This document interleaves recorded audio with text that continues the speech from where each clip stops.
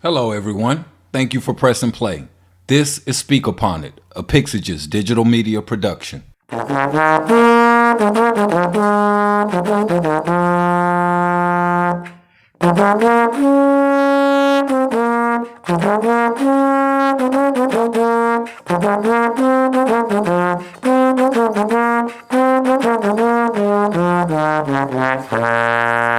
hope everybody's doing okay out there and staying safe.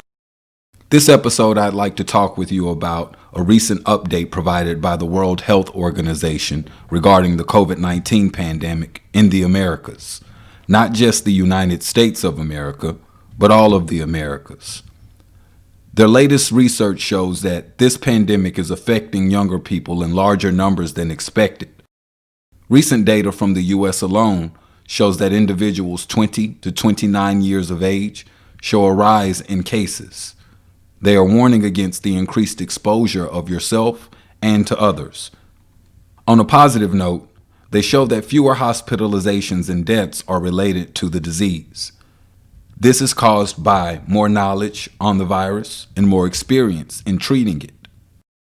I'd like to give a special thank you to the healthcare workers who service and support us on a daily basis. They work under extremely difficult circumstances, and they risk their safety to make sure that we are safe and healthy.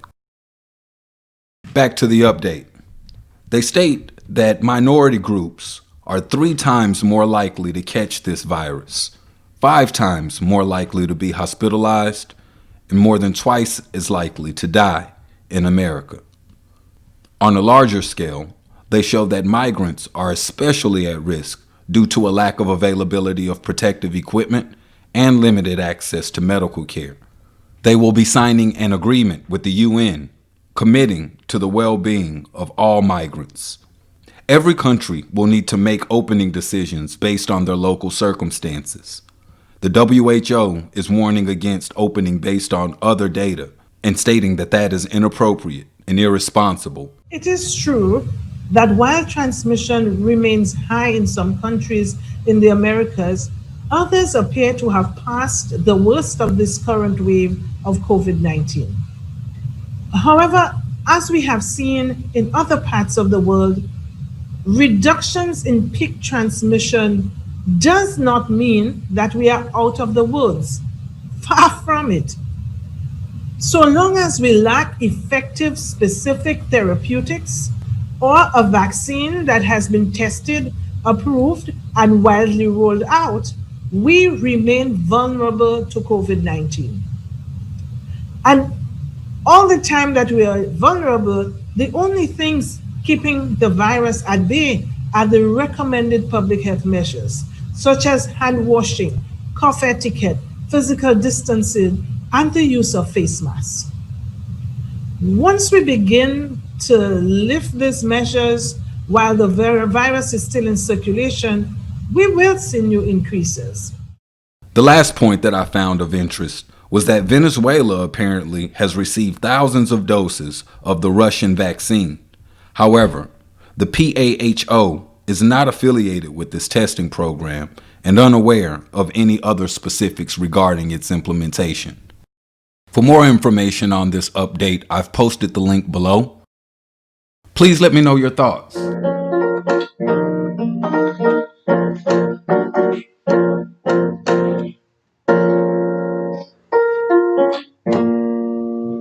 In 1981, the National Ballot Security Task Force was founded in New Jersey by the Republican National Committee.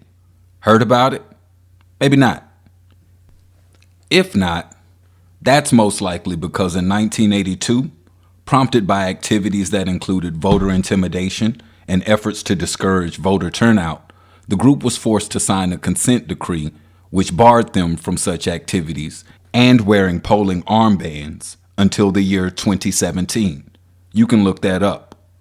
They were told it wasn't okay then, but that it may be in the future. Well, the future is now. For the first time in almost 40 years, the RNC no longer has to consider this decree. This brings me to this episode's quick perspective. I once heard it said, if it didn't matter, why would they try so hard to keep you from doing it? I feel this has never been more true than today. This nation currently has an executive leadership that has already set the standard that there will be fraud. We've all heard the calls for people to stand back and stand by. Do not let them make you afraid to show your power or bring a light to your experience. Your vote matters. Why else would they spend so much time, effort, and most importantly, money to keep you from casting it? If you have a better explanation, let me know down in the comments.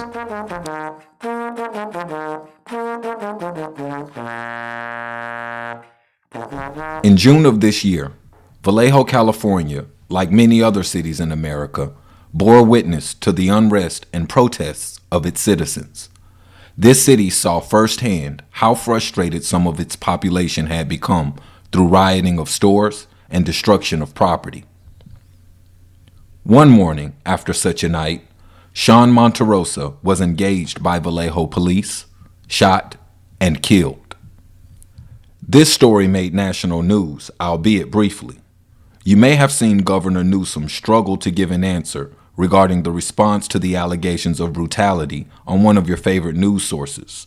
But what happened? For what it's worth, Vallejo Police Chief Shawnee Williams described Mr. Monterosa as an individual that appeared to be running toward a vehicle, then stopping, and revealing what the trained professionals identified as the butt of a handgun. It was later determined that this was not a gun, but in fact a hammer. Released body cam footage shows confusion, ignorance, then gunshots. What did he point at us? I don't know, man. Hey, he pointed a gun at us! The Monterosa family attorney, John Burris, has gone on record stating that law enforcement never saw the man reach for the implement in a threatening way. He is questioning what threat was presented to require lethal force. The shooting and witnessing officers were placed on administrative leave. On the 5th of October, 4 months after he was killed, Monterosa's sisters were arrested in Sacramento during a protest outside of Governor Newsom's home for unlawful assembly, failure to disperse, trespassing, and conspiring to commit a crime against the governor.